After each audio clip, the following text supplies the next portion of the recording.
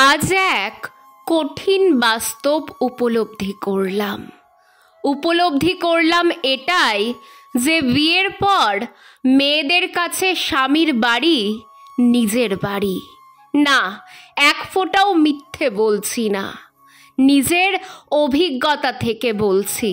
কেন বলছি শুনুন তাহলে। আজ রাগ করে চলে এসেছিলাম বাপের বাড়ি।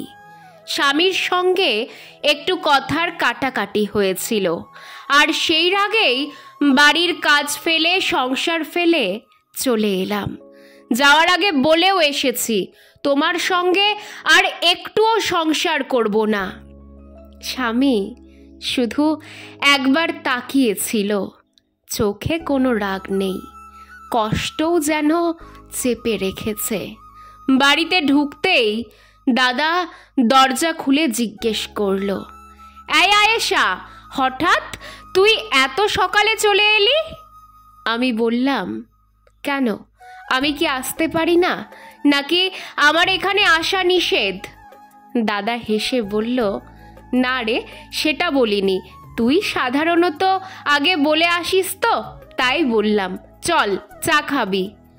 মাথা হেঁট করে চুপ করে বসলাম। একটু পর দাদা বলল, আমি একটু বাজার থেকে কিছু নিয়ে আসি, তুই থাক।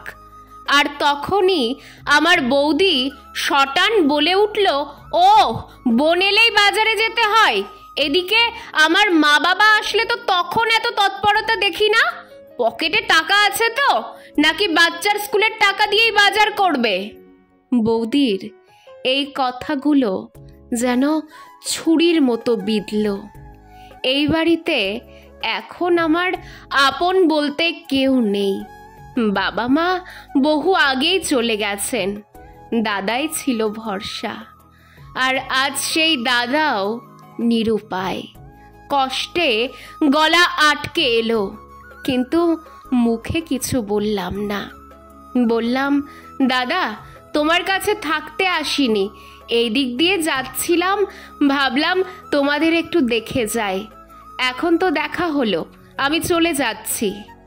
দাদা থমকে গেল। এখনই যাবি? বললাম, হ্যাঁ দাদা, কিছু কাজ আছে। বৌদি ভালো থেকো, সময় হলে আমাদের বাড়ি এসো।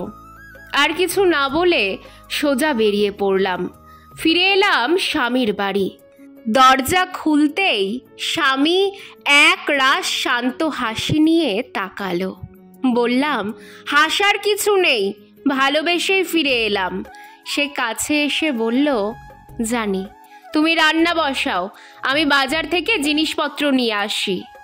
সেই মুহূর্তেই চোখে জল এসে গেল।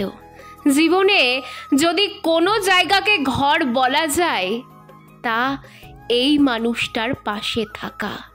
রাগ, অভিমান, ঝগড়া সবই থাকবে, কিন্তু যার চোখে ভালোবাসা আছে, সেই তো আসল নিজের লোক।